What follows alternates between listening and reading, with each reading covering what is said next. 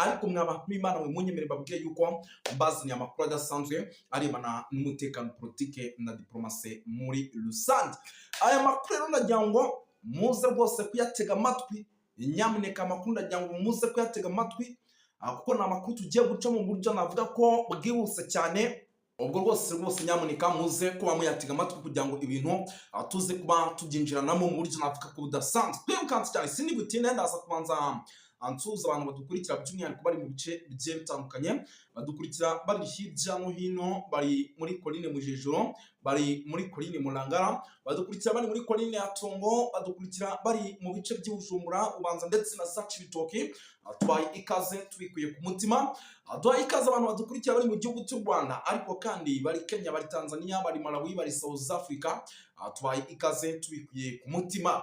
Ni byinshi cyane tugiye kuba twinjiramo, ni byinshi cyane tugiye kuba dukomozaho by'amakuru akomeje kugenda aturuka ku mirongo y'imbere ku rugamba. Nyamuneka muraza kunyemerera abantu b'Imana ndababwiye nti ariko bitewe n'ukuntu amakuru mba nyafite gutya ari je ninje mu makuru ugasanga rwose hari ibintu nibagiwe cyangwa se nibagiye gusoza runaka. Ukuziko hari n'abantu badukurikira buri ari benshi bari muri Leta Zunze Ubumwe za Amerika, Canada, Ubirigi ndetse n'Ubufaransa. Abo nabo tubaye ikaze ndetse n'abari hirya no hino by'umwihariko ku isi yose biyumvemo ikaze Amakuru TV Duniani Kote. Twirukanse cyane rero sindi butinde, turaza guhera ku nkuru idasanzwe, ikaba ari inkuru rwose yamaze kuba itera benshi ubwoba, ikaba ari zimwe mu nkuru zikomeje kugenda zandikwa ku bitangazamakuru bikomeye mu gihugu cy'u Burundi, zibibunda biremereye icyitwa ingabo z'u Burundi cyangwa se igisirikare cya FDNB cyamaze gutereka ahantu bita za Uvira, ndetse izi mbunda ziremereye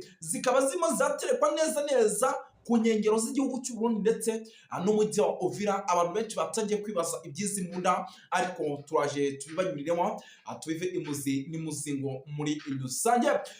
Turaza gusimbukira mu bice by'ahitwa muri Koline Mujejuru, turebe uko situation ihagaze mu kanya gato gashize. Rwose ari abantu bamaze kuhafatira, abangaba rwose ngo bajyaga bigira yuko ngo ari abaturage cyangwa se bigira yuko ari abasirikare, barangiza mu masaha y'umugoroba ugasanga rwose barimo baragenda bagira nabi abaturage. Ubwo rero aba nabo bamaze gufatwa, gusa ibi ntabwo turi bitindeho, ahubwo uraza kumenya byinshi inyuma. Turaza kugaruka gato, ndasubiramo, turaza kugaruka gato mu mujyi wa Bujumbura, turebere hamwe uko situation ihagaze ndetse n'amakuru aturuka muri no mujyi navuga yuko atari meza be namba, kuko munyemere babwira yuko namaze kwakira inkuru idasanzwe yuko muri iri joro ryakeye iyi nkuru ikaba ingezeho nonaha. Amakuru mfite nuko ndasubiramo, muri iri joro ryakeye uwitwa Revenue Ndikuriyo, uyu ni umunyamabanga mukuru wa CNDD-FDD, ngo yongeye kurusimbuka, ngo arusimbuka ari kumwe n'umushoferi we ndetse n'abarinzi bari bamurinze, ariko ngo ni bya bindi bavuga ngo Imana yakinze akaboko. Ndaza kubabwira ibyabayeho muri no mujyi wa Bujumbura. Turaza gusimbukira mu bice bigiye bitandukanye tuba updating. Hari inkuru idasanzwe nyamuneka, ni inkuru ingezeho mu kanya, ndavuga nti ndaza kwibaciramo. Ni inkuru namaze kwakira kandi nyakire nta n'iminota 30 iciyeho ninjiye muri iki kiganiro. Ni inkuru nyakiriye nuko ubu tuvugana abanyapolitike bakomakomeye hano mu gihugu cy'u Burundi, ariko batavuga rumwe n'ubutegetsi, bahoze muri CNDD-FDD, bamaze kwiteranya mu buryo budasanzwe, bamaze gukora icyitwa coalition, ndetse iyi coalition yabo ngo ikaba ari bimwe mu bintu bishobora kuza kubafasha ngo guhangana n'ubutegetsi bw'uwitwa General Neva, ariko ibi bakabikora bafatanyije n'abantu ugiye kubabwira bo bakiri mu nzego za politike. Ese ni bande bimeze bite? Turaje tubyinjiremo tubive imuzingo.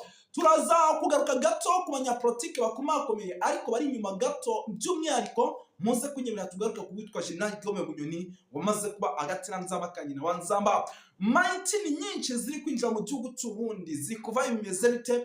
Byose turaje tubikomozeho. Turaza gusimbukira mu bice bigiye bitandukanye tuba updating, tubabwire uko situation ihagaze n'ibindi byose tutababwiye, kuko hari amakuru ari baturuka hano kuri radio na televiziyo rwose arayihabaye amahajab, nabyo turaza kwikomozaho. Gusa icyo usabwa nta kindi, nimba utari wabitona kuri subscribe, urasubscribe kugira ngo aya makuru nyamuneka tujye tuyabanamo gatanu kuri gatanu muri rusange.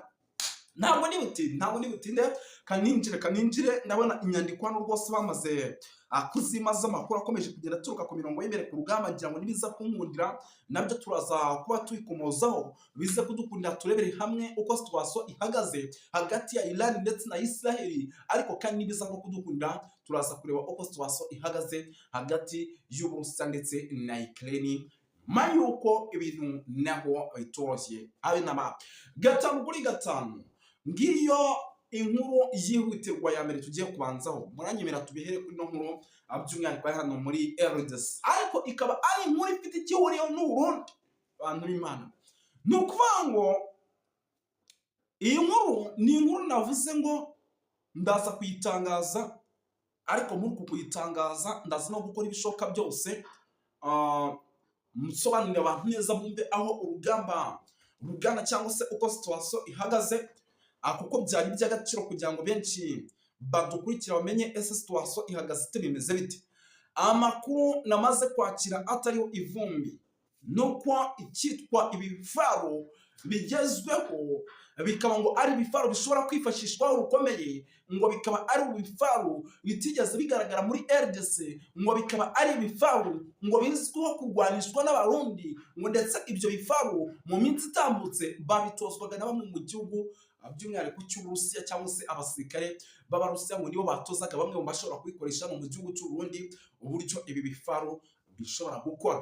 Ibi bimwe muri byo rero munyemere mbabwira yuko byamaze kugera ahitwa Uvira, ariko amakuru akavuga yuko ngo bitewe n'uburyo ngo bazimiza sarambye ngo ibi bifaro ngo zishobora kwifata mu gihe gito, ntabwo byigeze bijya mu mujyi indani rwagati za Uvira, ntabwo bigeze bijya mu misozi icungamiye Uvira cyangwa se mu misozi strategique, ku buryo ishobora kuba irebana neza n'ahantu M23 ishobora guturuka. Ibi bifaro bagiye bakubitaga ahantu bita ku nkengero.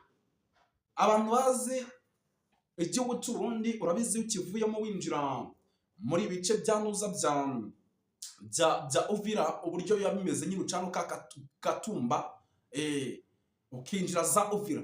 No ukuvuga ngo ibi bifaro ntabwo bigeze babijyana indani mu mujyi, babishyize mu nkengero z'Uburundi, noneho kugira ngo mu gihe iza sarambwe zaba zigize gutya zigeze mu mujyi indani rwagati, ibi bifaro bize kwifashishwa nka kimwe mu bintu biri burase kuzasarambwe zigacanganyukirwa, noneho ngo bikaba ngombwa yuko zasubira inyuma, kuko ubwo birumvikana mu gihe ingabo z'Abarundi ziraza kuba zitsinzwe, haraza kubaho uyu musada w'ibi bifaro ndetse na za ndege ziri hano ku kibuga cy'indege cya Bujumbura. Ibyo nibimara kunanirwa nibwo byibura igihugu cy'Uburundi gishobora kuvuga kiti noneho turamanitse ibijyanye n'ibifaro byanyu kubikoresha byatunaniye, turamanitse noneho intare zasarambwe zikotora umujyi wa Uvira. Ariko ibi nubwo biri kuba byose, nje hari andi makuru adasanzwe nifitiye,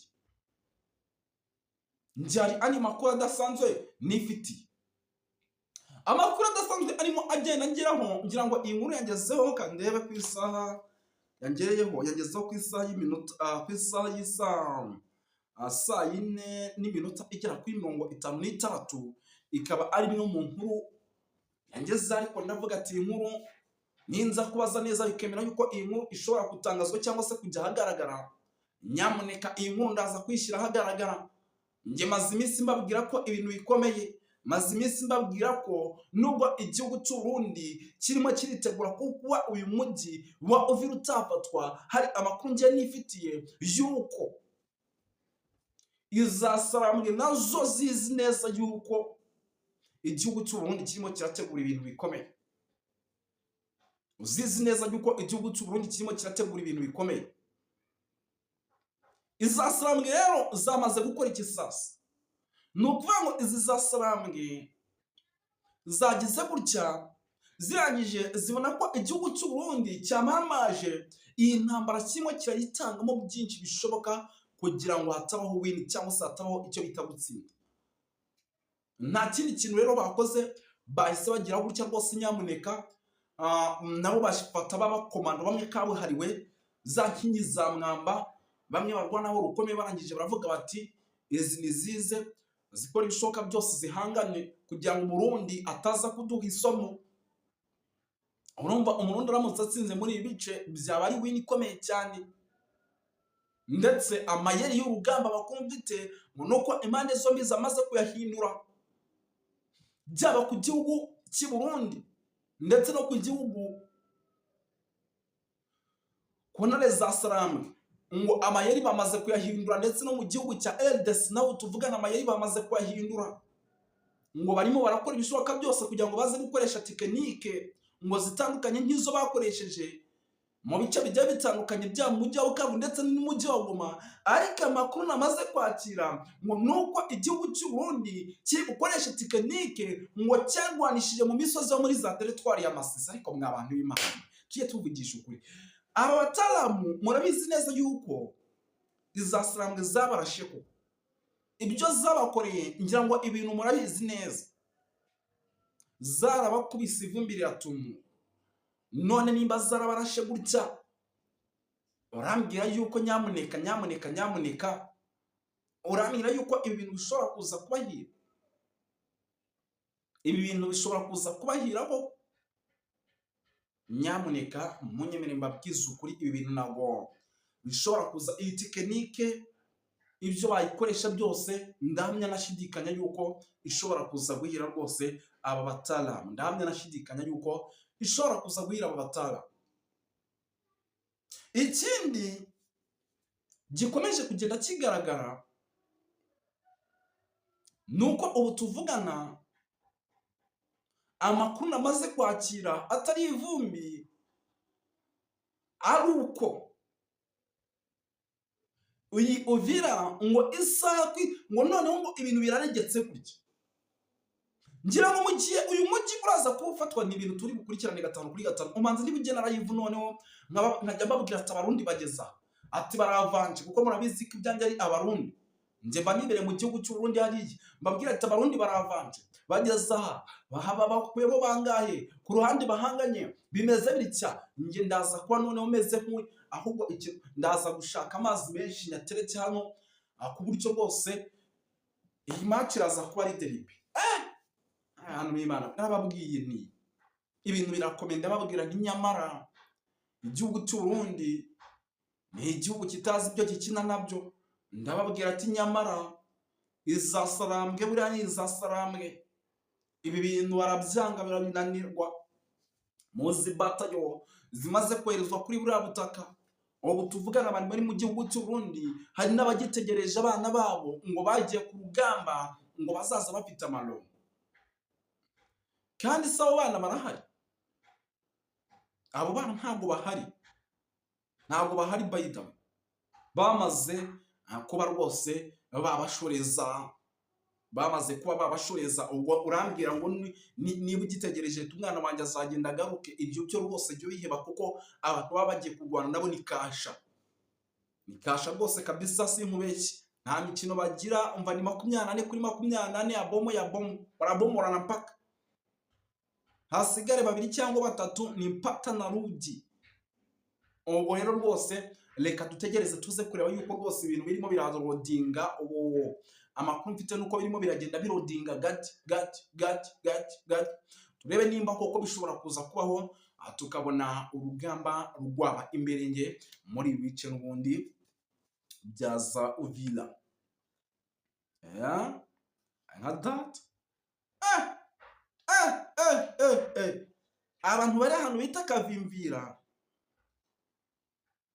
Kavimvira, nyamuneka abantu bari ahantu bita Katumba, abantu bari ahantu bita mu mujyi wa Uvira indani rwagati, abantu bari ahantu bita hano za Ruvungi, abantu bari ahantu bita za Remera, abo bantu baze kutubwira ko situation ihagaze nimba kuko nagomba mvuge ku biriko birabera mu karere ka East Congo, cyane cyane dushimangira ku biriko birabera ku mupaka w'u Burundi na Uvira, ko ndabona ariho ingabo nyinshi zishize imbaraga, kuko burya Uvira ishiramwo cyane cyane u Burundi. Hanyuma nagomba tugire umwihwezo mu zindi nzira, kumbure bitandukanye na detaye cyangwa ibintu bito tubona. Jewe uko mbona igihugu cya Kongo hazogera igihe gisigara gitegekwa n'ibindi bihugu, abanyekongo ubwabo batabaye maso bashobora kwambugwa ububasha bwo kugira icyo bavuze ku gihugu cya Kongo, kandi bivuye kuri bo nyine. Icya mbere biduha bivuye kuri incompetence yo kuyobora igihugu, incompetence yo gushobora kwetablisa la sécurité kuri territoire ya Kongo, kandi tubona ibihugu byinshi muri Afrika bikora icyo gikorwa byo kubahiriza umutekano ku mbibe z'ibihugu byabo. Uku kumara imyaka myinshi Kongo idashoboye gukontorora kiriya gihugu mu bijyanye n'iby'umutekano no muri politike no muri ekonomi, abanyekongo bakumva yuko bagomba gukorerwa ibintu n'abandi bantu n'ayandi mahanga na Amerika n'Ubushinwa n'Uburayi n'ibihugu bituranyi, bakumva yuko ubwabo badashobora kugira responsabilité n'ubushobozi bwo gutega kiriya gihugu. Mbona bizoherera ahantu hazogera igihe Kongo itegekwa n'abanyamahanga. Ngire ngaruke ku yindi mbono. Izi ntambara ziriko zirabera muri East Congo zishobora gushikana ku kindi kintu yenda abantu benshi batabona. Ingabo zikangahaye mu karere, ingabo zishobora kuzana amahoro muri Kongo yose, hakaba amahoro cyane cyane muri East Congo hananiranye. Izo ngabo ni iz'igihugu ikiye. Izo ngabo rero zohaguruka zikaba zagira ububasha bwo gukorera hamwe no kuzana amahoro muri Kongo, zishobora kugira ububasha bukomeye bwo gutegeka Kongo, ndetse n'ibihugu byinshi bya East Africa bikaba bitagishoboye kuryogora. Kuba mu karere k'ibiyaga binini cyangwa muri East Africa hoboneka ingabo zikomeye zishobora gutegeka cyangwa kwempoza amahoro mu bihugu icyo ari cyo cyose cyo muri East Africa. Izo ngabo zihagurutse muri Sudani zikaba zogarukana amahoro, zagenda Somalia zikagarukana amahoro, zagera Kongo zikagarukana amahoro. Niyumvira ko izo ngabo zishobora kuba umumaro ukomeye muri ya porogaramu ya Afrika yuko ikwiye kuba umwe, ikwiye kuba Afrika iteye imbere. Izo ngabo rero hamwe zitova ku yindi migabane, ahubwo zikava muri ibi bihugu nyene, byoba ari umumaro munini.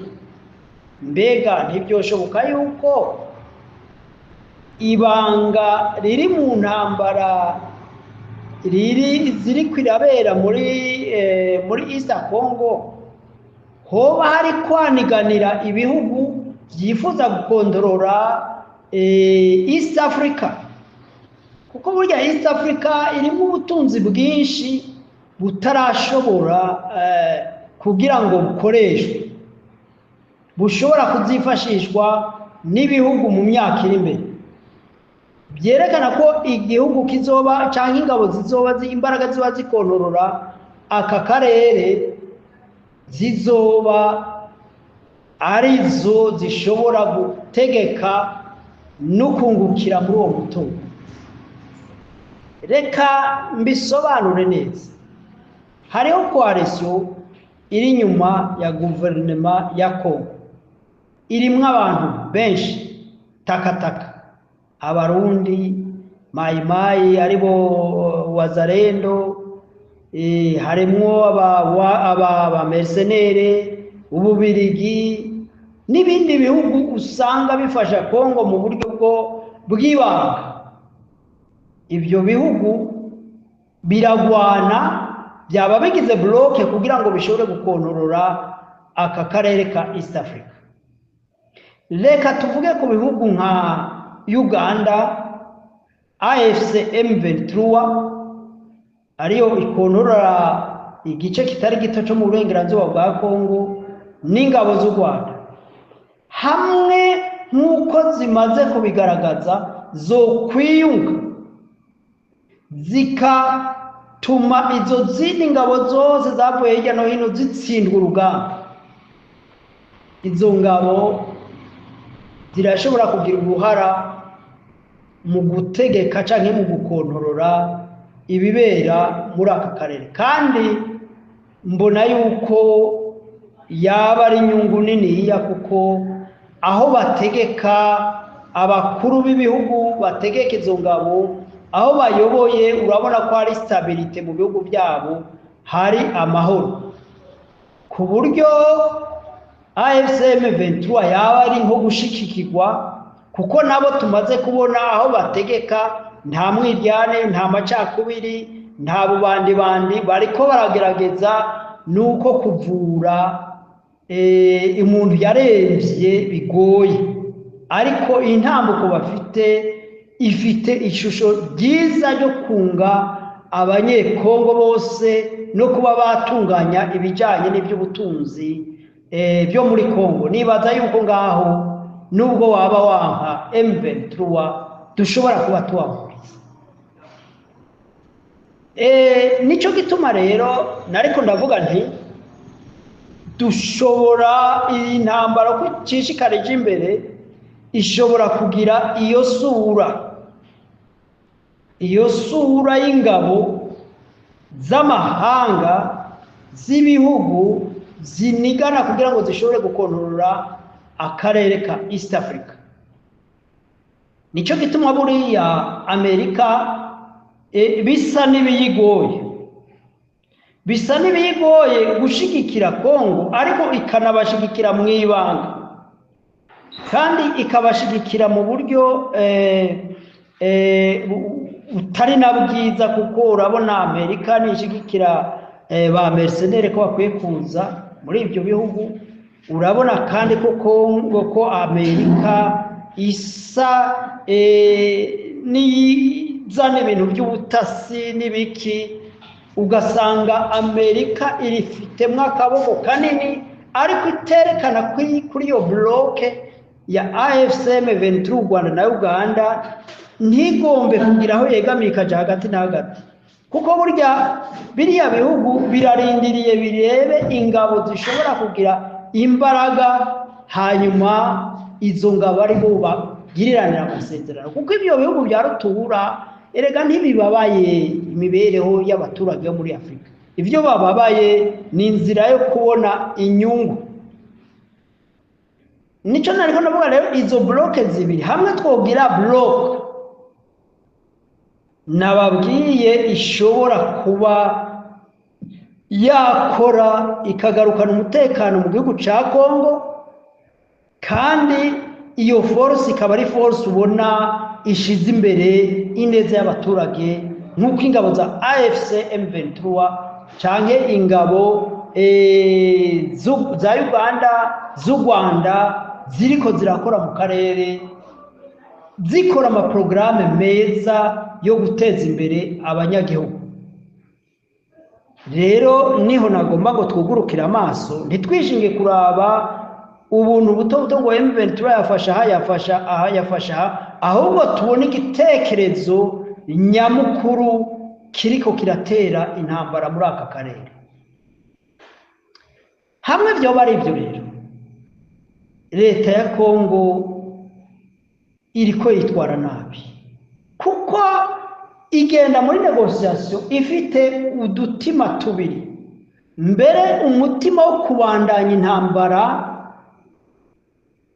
bwo kushishikara babona yuko hogera igihe bagatsinda iyo bloke yindi, ukabona babikora batanababaye n'abanyagihugu, wambaza uti ntibababaye gute kuko bakoresha de force negative, bakoresha abantu bafite ibitekerezo byo guhonya abandi bya genocide. Kandi izo ngabo ziri ku ruhande bloc ya Congo n'ibihugu byabo ba perezida, urebye Burundi, urebye Congo ndetse n'ibindi bihugu byaba bikorera mu ntuze mu ibanga, usanga ataco byakoze kugira ngo biteze imbere ibyo bihugu byabo. Burya nitwovuga ko guverinoma ya ANC ya Afrique du Sud yoba yaragize ikintu kinini yunguye, usanga ibikorwa byinshi by'iterambere n'imbaraga zashyizwe mu iterambere rya Afrique du Sud ahanini zigizwe na bariya abazungu bakolonije Afrique du Sud. Si ukuvuga ngo ANC hari intwaro nziza canke iterambere yoba yarazanye mu baturage babirabure cyane cyane bakenye rwose muri Afrique du Sud. Rero urebye n'izindi ngabo nyinshi zihari, urabona ko iterambere mu bihugu byabo ridashemeye. Rero nico gituma ndiko ndavuga ngo izo ngabo zishobora gutsinda, hanyuma zitsinzwe byoba ari bibaye byiza kuko izindi guverinoma zerekana ko ibihugu byabo bikataje kandi bifite imbaraga, byashoboye no gutunganya ingabo zabyo kugira ngo bikagarukana amahoro n'umutekano kuri teritwari yabyo, bishobora kugira izo mbaraga n'umuco wo kugarukana amahoro muri ibyo bindi bihugu. Nico gituma rero nagomba gukemura ibihugu by'u Rwanda na Uganda n'iki gice ca AFC/M23 n'ibindi bihugu bishobora kubona ko iyo bloke ari ishobora kuzana umuco muri Afrika, kuzana ibisubizo muri Afrika bijanye n'umutekano, ahubwo bogira imbaraga noneho bagahindura strategy y'urugamba, bakamenya ko ari umwijima ingabo za Sekibi ziriko ziragwana n'ingabo ziriko zirakwiza umuco w'iterambere n'amahoro muri East Africa. Hanyuma nta kabuza n'ibyo bindi bihugu by'amahanga byifuza inyungu bizoba bifite abantu bashobora gukingira inyungu zabo. Twiyumvire ko AFC/M23 ishobora gutera imbere igakontorora Congo yose. Noneho kubera AM23 ifite imbaraga zo gukingira inyungu z'abo bantu, niyumvira yuko n'abakongomani muri rusange boshobora kwabwirira akunguko. Ibyo bitekerezo rero ndabitanze kugira ngo ahari ababijejwe, abari mu bya politike canke ku mpande zose bagire uko bakoze kugira ngo ibikorwa byihuta bikorwe, hanyuma amahoro agaruke muri East Africa ndetse no muri Afrika yose. Kaja mu biganiro ariko igapanga n'urugamba. Rero ico novuga nuko iyo ni ya politike ya 2012 menga 2012-2013 igihe bahenda M23 ngo ibiganiro, ahubwo bobo baba mu myiteguro y'ukuntu bashobora kurangiza M23. Ico gihe murazi ko utari bwabe AFC.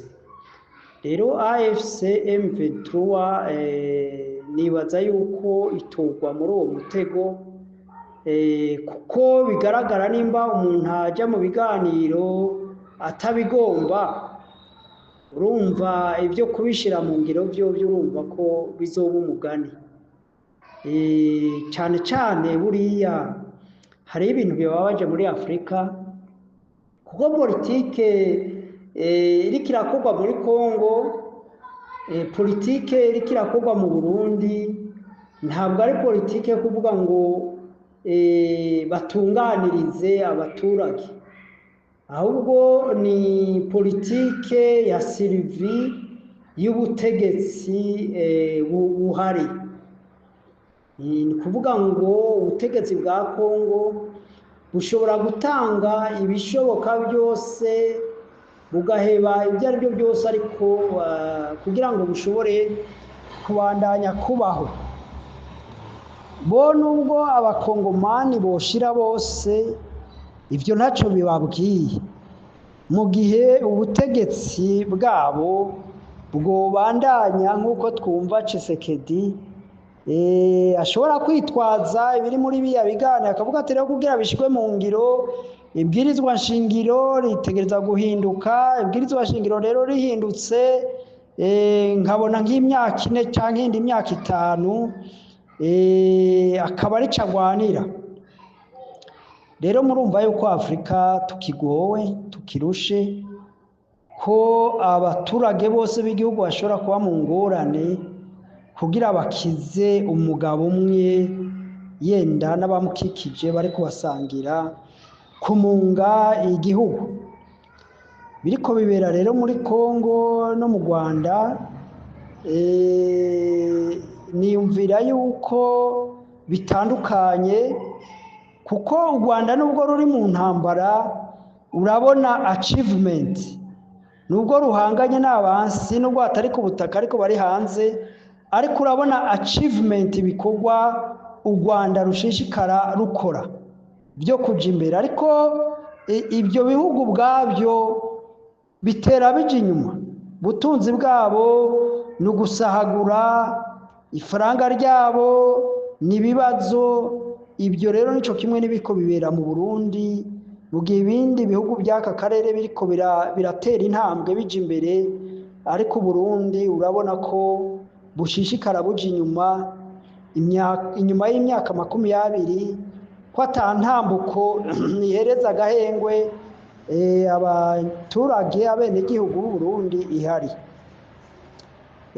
Nico gituma rero ubona ahubwo kubw'ineza ibyo Burundi bubona ari uko intambara yobandanya, kuko buriya intambara ihagaze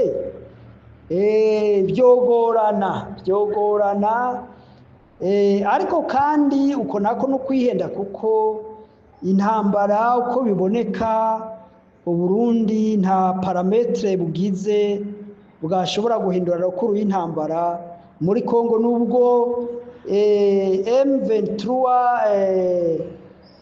AFC yabandanya igwana na Kongo, siniyumvira ko u Burundi hari parametre shasha bwozana. Nubwo hari hiyongeyemo abirigi, nawe akaba yongeye abacangero ba mercenaire, niyumvira nabo nyene uravye imbaraga zari zihari n'ibihugu byari bihari muri biya bice bya Kivu du Nord, hari azaguma yuko nta parametre yaha icizere iyo coalition ya FARDC, iyo coalition ya Felix Tshisekedi yuko bashobora gutsinda intambara. Ahubwo ibyo bikoresho bariko barazana, bariko barayegereza, yaba amaburende, yaba za drone, yaba amasase n'ibindi, niyumvira ko ari yindi financement bariko bazanira AFC M23.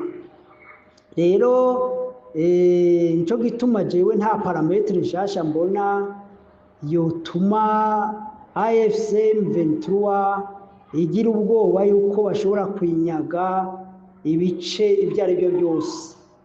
Ahubwo iyo ramforo niyize bironkere ibindi bikoresho byo kubandanya kugera Kinshasa, nayo ivy'ibiganiro byo nta cizere kinini bishobora gutanga.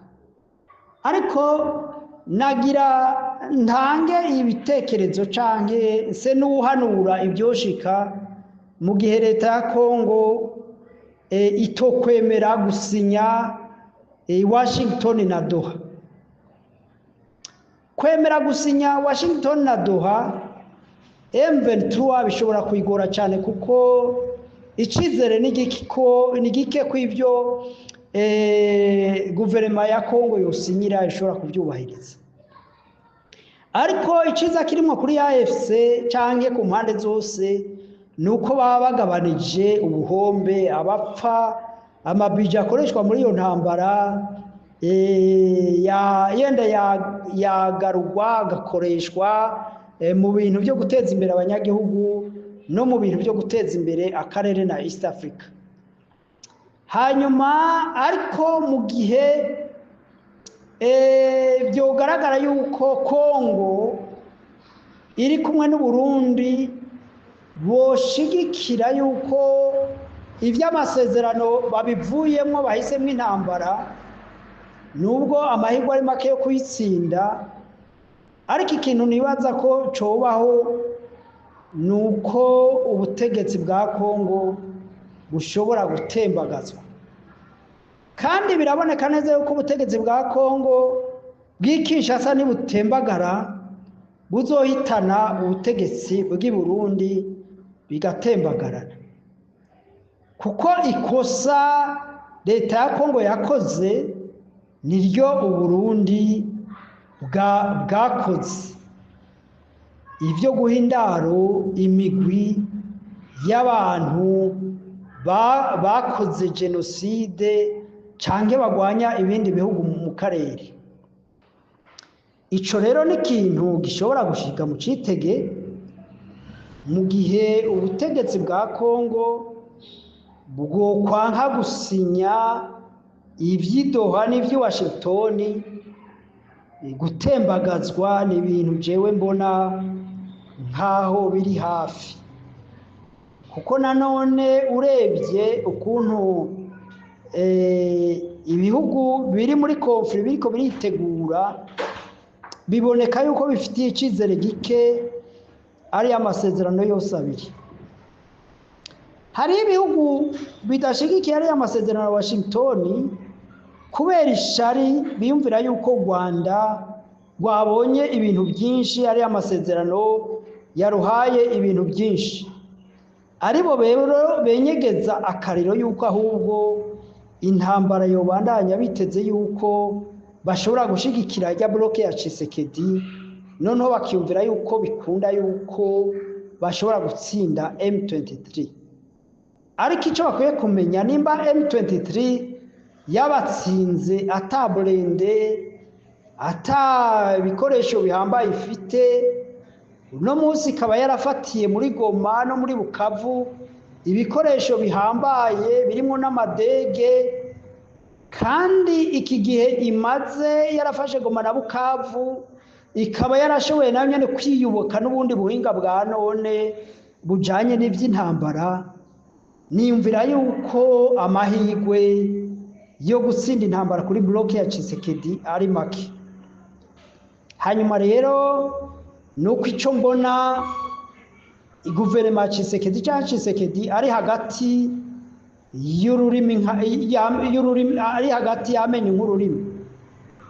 Haruguru agwanira ko ubutegetsi bwiwe bwogumaho, ariko kandi urebye amakosa intwaro mbi yiwe abamwosha ngo ntiyemere, ibyo bishobora kumuta mu rudubi agahitamwo inzira y'intambara.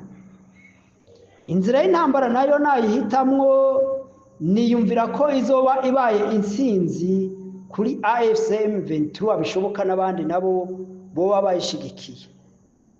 Nongeremwo parametre shasha ko Uganda nayo yemeye kuza kugwana mu ntambara yo muri Uvira, kandi murazi yuko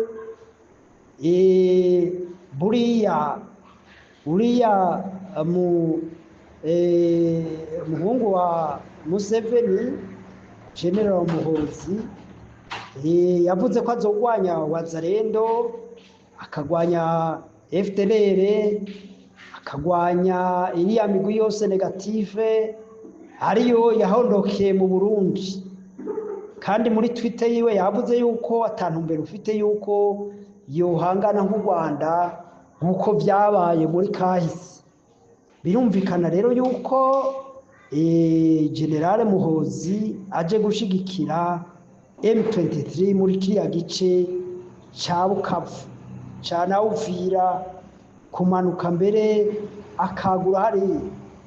Muri make uriya Kongo yagumye yiwara gusa kuri Uganda, ariko Uganda yaragaragaje ko itanu mbere ifite guhangana n'u Rwanda canke M23, ariko ahubwo ko Uganda ishobora kuba bloc imwe nabo gusenyura ubutegetsi bwa Tshisekedi. Ivyo rero twabibonye muri Twitter iheruka gusohoka. Burya rero Tshisekedi yanka guhangara Uganda, wagavuga ati nimpangara Uganda igafatikana n'u Rwanda na M23, ati nta n'imisi ngahe namara ku butegetsi, kandi na Amerika ntizokwemera kuza guhangana n'ivyo bihugu, kuko ivyo bihugu ubwavyo vyitunganijwe neza ha muri gisirikare canke mu ntwaro zavyo, ku buryo ata mpamvu Amerika yoza kwiteranya n'ivyo bihugu, kuko Amerika yiteranije